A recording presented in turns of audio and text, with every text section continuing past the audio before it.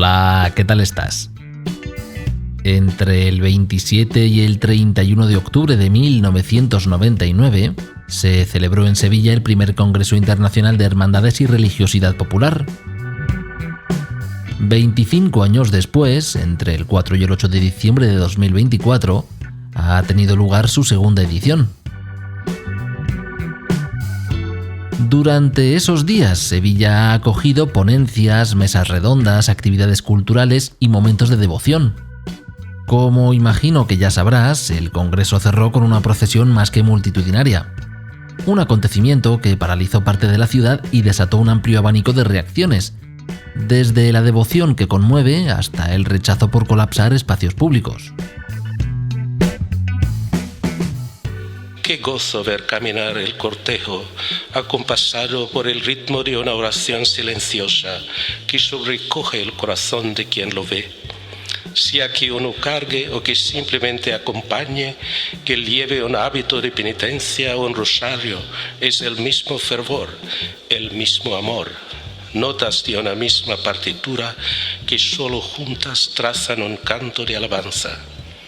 Cuántas lágrimas se derraman en esos momentos, llorando con Cristo que llora, acompañando a Cristo abandonado, poniendo su corazón muy cerca del corazón de Cristo, hasta parecer diaria, San Manuel, chiflados de amor.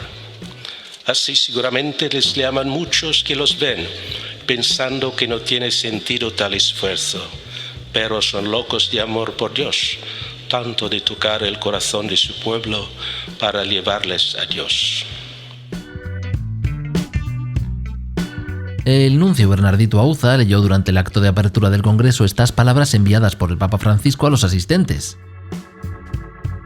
En esas palabras ya ves que se anticipaba la plétora de reacciones adversas de aquellas personas que tienen a todo bautizado y bautizada como alguien ignorante o torpe al entendimiento y la razón por el mero hecho de seguir a Cristo. En el episodio de hoy exploraremos otras muchas cosas de las que se dijeron durante esos días en Sevilla y nos aventuraremos por caminos paralelos para ver cuánto podemos ampliar nuestra mirada. Acomódate, que empezamos. Soy José Antonio y te doy la bienvenida al 183º episodio. El podcast de Vida Nueva.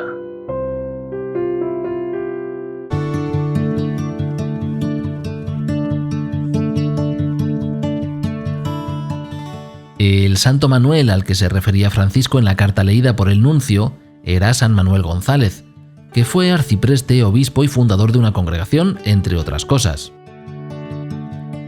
Además de sentir una predilección por los sagrarios abandonados, San Manuel era dado a la escritura y tenía una publicación llamada El granito de arena.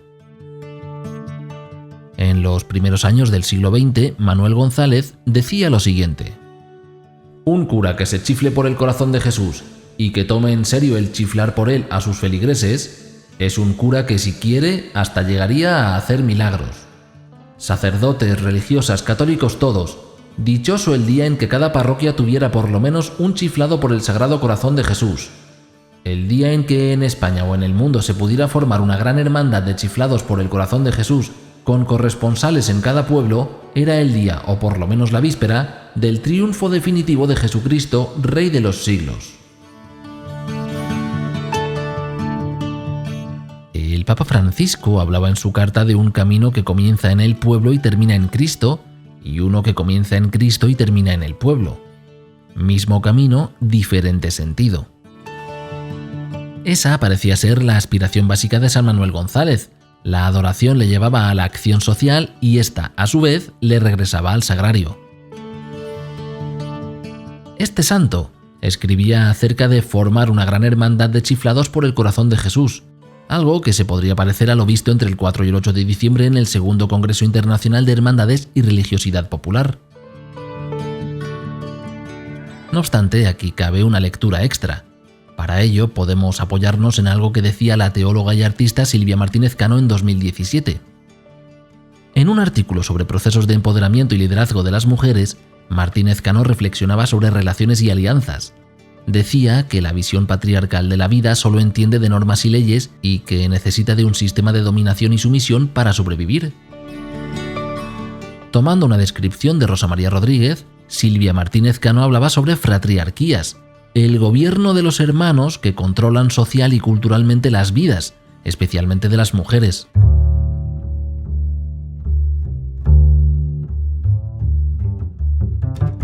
Tomando en consideración ese punto de vista, la aglutinación de hermandades y agrupaciones similares en corporaciones de mayor o menor envergadura no puede dejar de lado el riesgo inherente al hecho de continuar con dinámicas sociales del pasado sin cuestionar siquiera la justicia o injusticia sobre la que se fundamentan. Aquella gran hermandad soñada por San Manuel González no debería dar continuidad a discriminaciones, exclusiones o invisibilizaciones si de verdad está conformada por chiflados y chifladas de Dios. Queridos hermanos y hermanas, debo confesarles algo. El texto que he propuesto a su meditación de San Manuel González no habla de devoción, de liturgias públicas o de oración contemplativa. En realidad, habla de la obra social de la Iglesia, del compromiso laical por la transformación del mundo, de la necesidad de acercar la ternura de Dios a los hombres que sufren en el cuerpo y en el alma.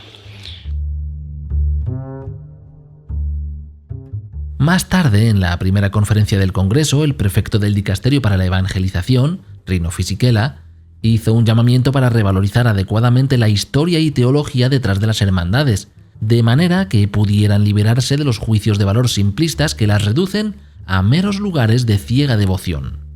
Queridos hermanos, si fuésemos capaces de mirar la historia de las cofradías con estos ojos, que tienen la intención de recordar la riqueza de la tradición del pasado, para hacer más humano nuestro presente, entonces seríamos capaces de su auténtica revaloración histórica y teológica. Las cofradías, por tanto, deben insertarse dentro de ese proceso de tradiciones que marca la gran tradición de la Iglesia. ¿En qué consiste? ¿Cómo se interpreta? ¿Cuáles contenidos le pertenecen? ¿Y en cuáles condiciones se puede modificar? Si se puede. Estos argumentos pertenecen a la vida cotidiana de la Iglesia de nuestros días. La respuesta que el teólogo está obligado a ofrecer no puede ser aquella simplista que viene de algunas partes propuestas con argumentos diversos. Algunos comportamientos hoy ya no son entendidos. La Iglesia debe ir al mismo ritmo de los tiempos. Faltan las bases racionales y todo se reduce a devocionismo. Semejantes expresiones que llevan en ella algo de verdad, pero hacen sonreír porque muestran que poca familiaridad se tiene con la naturaleza de la propia fe, que limitada es la visión que reduce toda la Iglesia solo al occidente y que miopía se esconde al sostener que estos tiempos sean de verdad los mejores.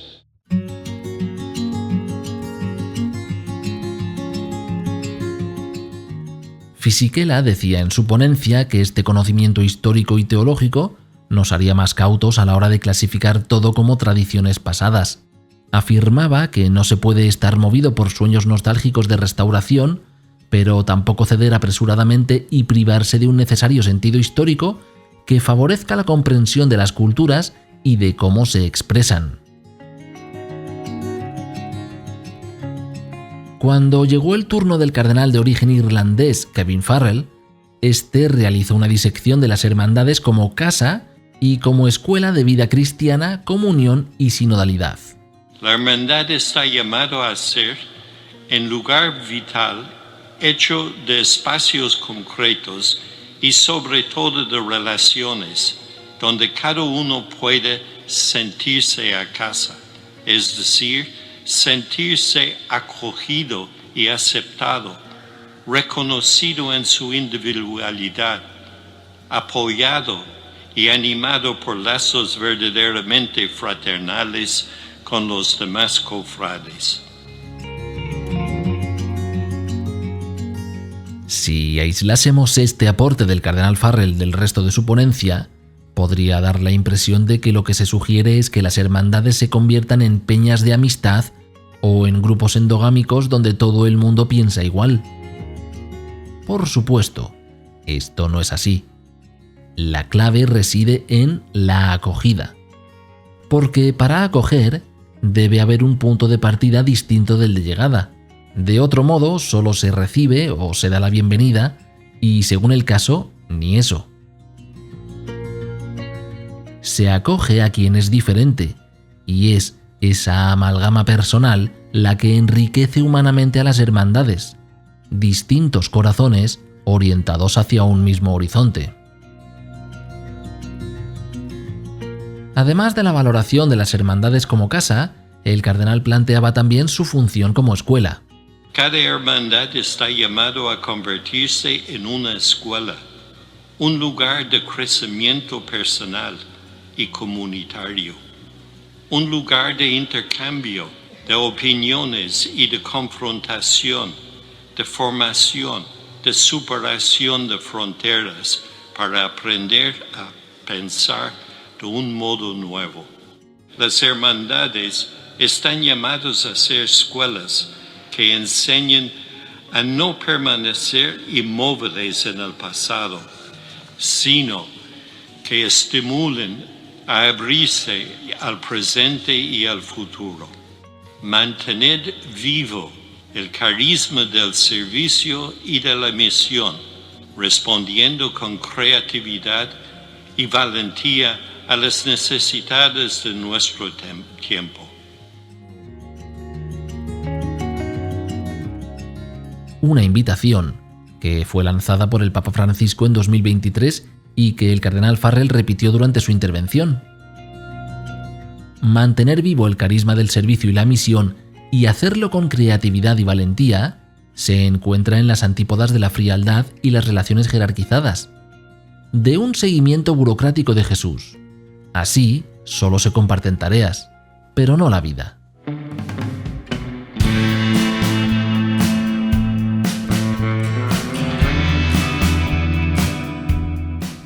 Además del segundo Congreso Internacional de Hermandades y Piedad Popular, el número de Vida Nueva viene con mucha otra información.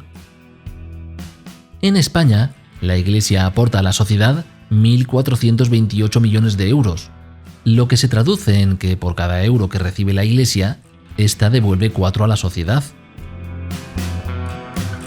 Por otra parte, de los nuevos cardenales que recibieron la birreta en el pasado consistorio, Timothy Ratcliffe afirma que no hay razones teológicas para que no haya diaconisas.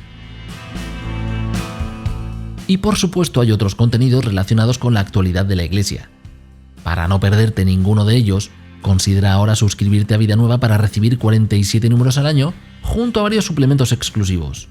Puedes aprovechar ahora que está a precio reducido.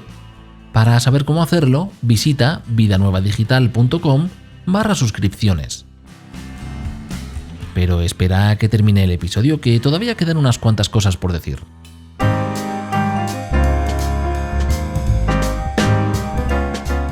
Y hoy nos damos cuenta de la falta de una educación para que la sociedad contemporánea no nos prepara. La educación para vivir constructiva y fraternalmente en nuestra propia vulnerabilidad y en la de los demás. Hoy, por ejemplo, la muerte es una gran ocultación, es un tabú social. No hablamos de la muerte, no hablamos de las patologías, de los sufrimientos. Las personas mayores son dejadas en un abandono muy grande. El proyecto cultural, porque detrás de una hermandad tiene de estar un proyecto cultural. es un proyecto de desocultación para mostrar la vida como es, en su riqueza, en su fuerza, mas también en su fragilidad, que nosotros tenemos de abrazar, de aprender a leer como un lugar sagrado, como un lugar de donde Dios nos habla, y no descartar todas estas temáticas porque no interesan a una sociedad que se quiere eternamente joven, eternamente con salud, eternamente con dinero, con progreso. Esto no existe. El cardenal José Tolentino de Mendoza, prefecto del Dicasterio para la Cultura y la Educación, también hizo su valoración a propósito de las hermandades. Durante su ponencia, incidió en la importancia de la formación para dar razón de la esperanza. Decía que las hermandades deben desarrollar un proyecto cultural para desocultar todo aquello que la sociedad mayoritaria deja de lado y que deshumaniza a las personas por descarte. En ese sentido, sin ánimo de corregir al cardenal, quizás tendríamos que hablar de un proyecto contracultural. Las hermandades, por medio de la formación de sus miembros, pueden incidir positivamente en la sociedad oponiéndose a todo aquello que le roba la vida a las personas, ya sea por la idiotización del cerebro, el envenenamiento del cuerpo o el endurecimiento del corazón. Pero, ¿qué ocurre?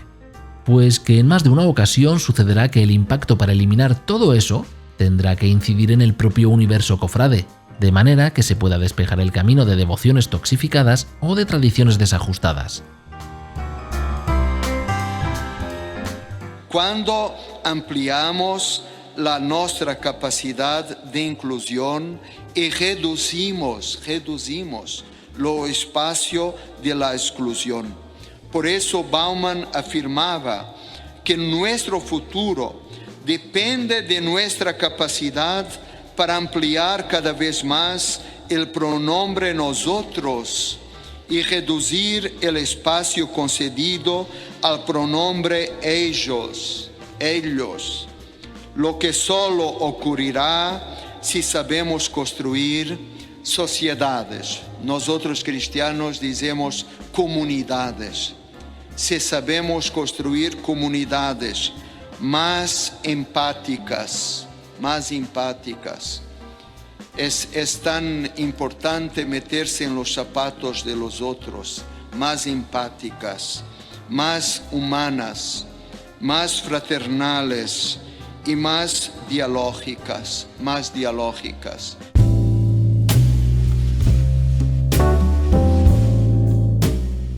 En la construcción de sociedades más empáticas y humanas, las hermandades y cofradías han desempeñado un papel importante desde hace siglos. Los profesores Manuel Antonio Barea y Silvia María Pérez hacían en 2018 un análisis de la implicación de cofradías jerezanas en la sociedad. Afirmaban que las cofradías asistían a pobres anónimos que no tenían más esperanza que la de sobrevivir al presente. Decían así: los hospitales regentados por las cofradías debieron ser lugares frecuentemente visitados por los numerosos indigentes nacidos en Sevilla o por las gentes que habían llegado a la ciudad con la esperanza de consumar unos proyectos de vida que habían acabado en la frustración y habían quedado abocados a la marginalidad. Las cofradías tuvieron una incidencia sobre la vida urbana de la época que fue primordial, hasta el punto de que constituían uno de los elementos más activos dentro del contexto social. La época que abarcaba su estudio iba entre los años 1391 y 1504, más de 100 años de impacto positivo en la sociedad de finales de la Edad Media. Silvia María Pérez, coautora de esa investigación, es catedrática y doctora en Historia, y esta semana conversa con Vida Nueva a propósito de las cofradías y hermandades. Pérez realiza un análisis sobre la salud de las cofradías, diciendo que están en un momento de éxito total si nos atenemos al marco externo. Expresa el tirón que ejercen las procesiones para muchas personas y la capacidad que éstas tienen para atraer cada vez a más público.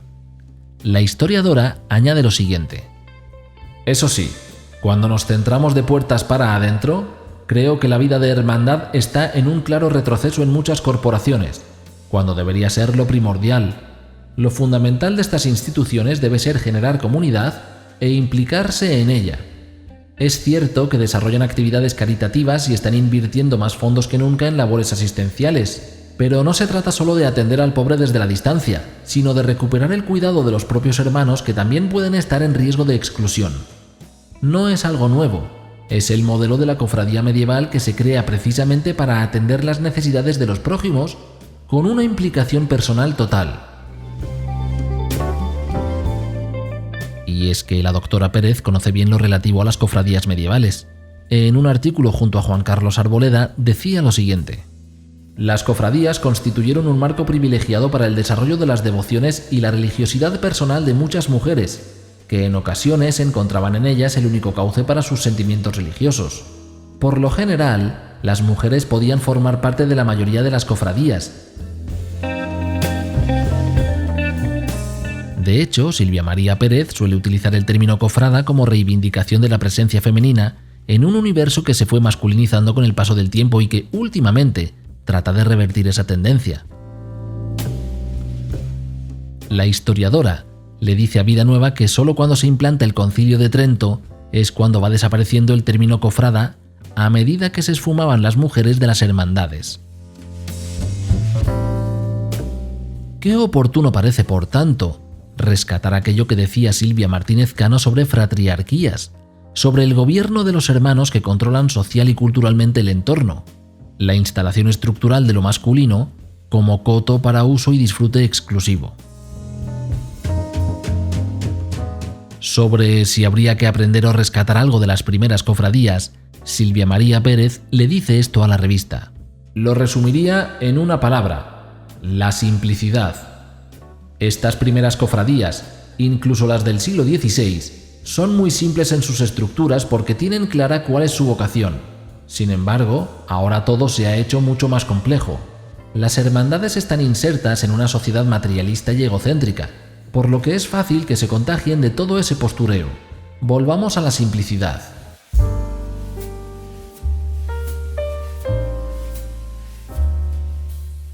Y hablando de postureo, el cardenal Marcelo Semeraro, prefecto para las causas de los santos, invitaba en su ponencia a que las hermandades y otras agrupaciones vivieran en coherencia la vocación y la misión como parte de un mismo todo. Al nuevo empeño por inculturar la liturgia debe corresponder siempre, como elemento equilibrador, el de vincular siempre la piedad popular con la vida litúrgica. No valorar este vínculo es acreditar un culto externo y vacío. En la Iglesia, sin embargo, nunca es lícito proveer un culto externo que no vaya acompañado al mismo tiempo de disposiciones internas que lo animen. A este respecto hay que admitir que el riesgo es hoy más pronunciado que en el pasado. Se piensa en ciertas manifestaciones que tienen efectivamente un origen religioso, pero que hoy, sobre todo en los medios de comunicación, se consideran únicamente desde un punto de vista antropológico y folclorístico. Los medios de comunicación contribuyen también, y a veces no poco, a esta creciente desacralización. La retransmisión de procesiones u otras celebraciones católicas se acompaña a veces de comentarios que las despojan de su contenido cristiano o la equiparan a celebraciones paganas. Ya en el tramo final del Congreso Internacional de Hermandades y Religiosidad Popular, la Congregación de las Hermanas de la Cruz participó en una ponencia y centró la atención en la opción por los últimos, los desheredados, excluidos e invisibles. No hay mejor manera de evangelizar que cumpliendo el mandato de Jesús. Amaos unos a otros como yo os he amado. Esto implica que la Iglesia, pueblo de Dios, tiene como ley fundamental la ley del amor. Amor a Dios y amor al prójimo según el mandamiento nuevo que nos dejó el Señor. Un amor que tiene dos direcciones: hacia dentro de la comunidad cristiana, potenciando y fortaleciendo la fraternidad, la vida en común, el amor afectivo y efectivo, entre todos los que formamos parte de la familia de Jesús, y hacia afuera, dando testimonio del amor gratuito y universal con que el Padre ama a todos en su Hijo y de manera preferente a los más necesitados. Debemos tener en cuenta que las hermandades y cofradías, desde su creación, tienen un papel relevante en el servicio de la caridad y de la misión ante los pobres de hoy y las nuevas pobrezas, respondiendo con creatividad y valentía a las necesidades de nuestro tiempo. La intervención de las Hermanas de la Cruz fue la última del Congreso.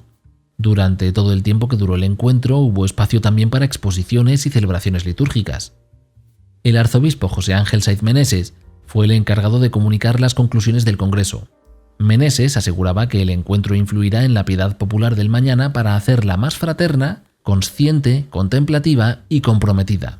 Entre otras muchas cosas, dijo lo siguiente: a raíz de este Congreso y como fruto del mismo, es preciso impulsar la creación de un observatorio como espacio de estudio y reflexión permanente sobre la piedad popular. Este foro interdisciplinar está llamado a continuar el análisis de la riqueza espiritual de las hermandades y también a identificar los retos, los desafíos del momento presente y diseñar propuestas pastorales que fortalezcan el papel evangelizador de las hermandades en la Iglesia. Este esfuerzo, que profundizará el rico legado de este encuentro que ahora concluimos, contribuirá a la renovación de la piedad popular como escuela de esperanza y camino de santidad.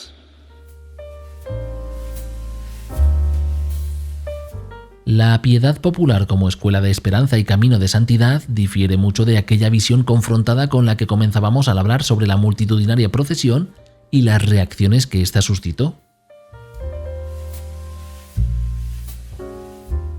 Mucho está todavía por discernirse acerca del impacto positivo de las hermandades en la sociedad.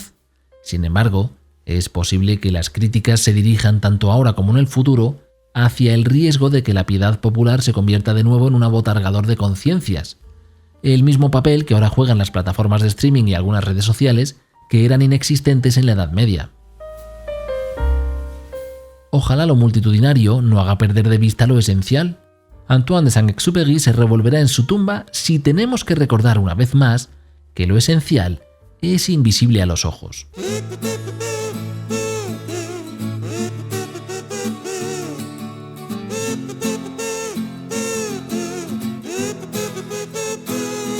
Además del Congreso de Hermandades y Religiosidad Popular, esta semana han ocurrido otras cosas en la Iglesia Universal. Ayer, 12 de diciembre, el Papa Francisco mantuvo un encuentro con Mahmoud Abbas, el presidente de la Autoridad Palestina. Es el primer encuentro que han mantenido desde el atentado del 7 de octubre. También el pontífice afirmó en estos días que salvar vidas de migrantes en el mar es un acto de fe. Y en otra parte del mundo, las religiosas de la Asociación de Hermanas de Kenia pide al gobierno del país que la violencia contra la mujer sea considerada una emergencia nacional. De todo ello te viene informando Vida Nueva en su versión digital. Para estar al tanto y no perderte nada, considera darte de alta en la lista gratuita de correo o en el WhatsApp de la revista. Encontrarás la información de cómo hacerlo en vidanuevadigital.com.